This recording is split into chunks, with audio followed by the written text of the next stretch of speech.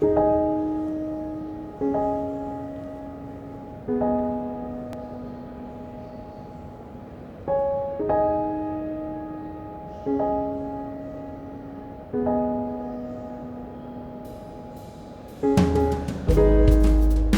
show, The House That Modernism Built, looked at the relationship between mid-century modern design and modern art. I was really excited by this idea because I had an interesting conversation with Eames Demetrios, the grandson of Charles and Ray Eames, about how his grandparents thought about design and how they thought about the whole process.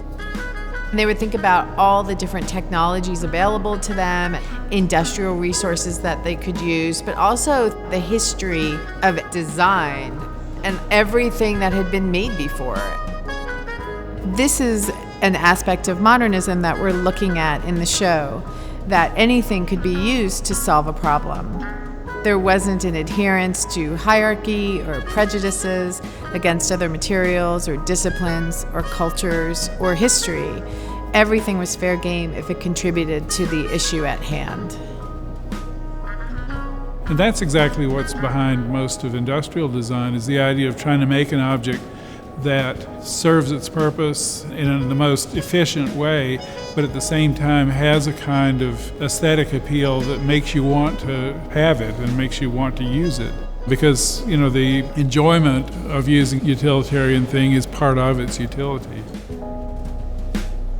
The fact that Charles and Ray Eames were so blatant about this admiration for all of the inventions and considerations that came before them was a chance for me to look at that same process in modern artists.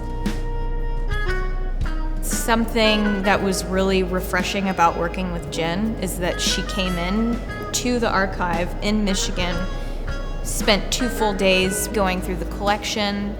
The pieces that she chose placed close to the art that was being created at the time helps a visitor understand just what was going on at that time in general and really help tell the story from beginning of modernism until today.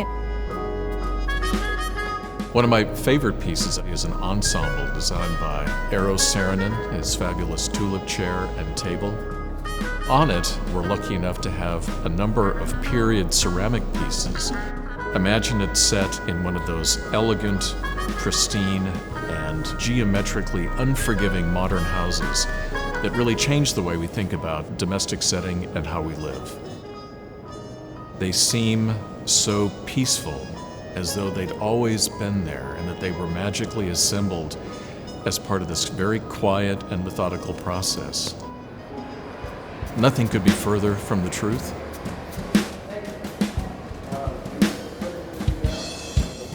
Although the viewer may see an object as just one piece, the staff has to account for every individual piece that comprise that object. There's just over 200 pieces featured in this exhibition.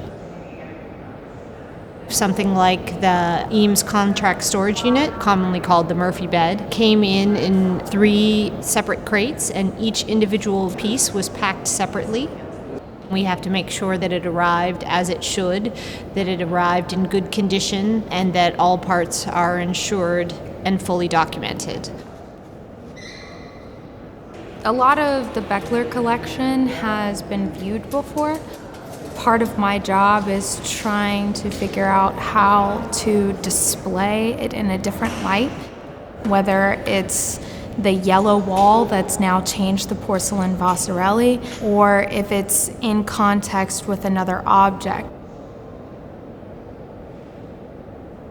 I'm constantly honing in on one teeny detail and then keeping in mind the big picture, because we have a very short amount of time to make all of it come together, and everything counts. The House That Modernism Built is actually the most unique exhibit that we've done yet. Not only did we have platforms that are built specifically for this show, there are 9+ colors that we're exhibiting, and all of them have different finishes.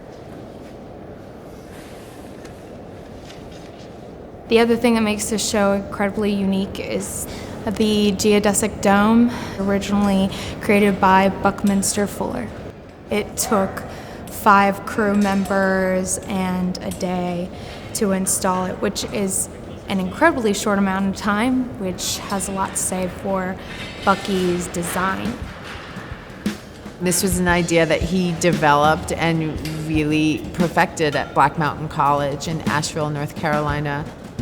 He then took that to North Carolina State University, to their School of Design, shortly after that program opened, and really affected generations of architects who came out of that program and worked here in North Carolina. It's nice to use the show as an opportunity to not only talk about modernism on an international scale, but also how it relates specifically to us here in North Carolina.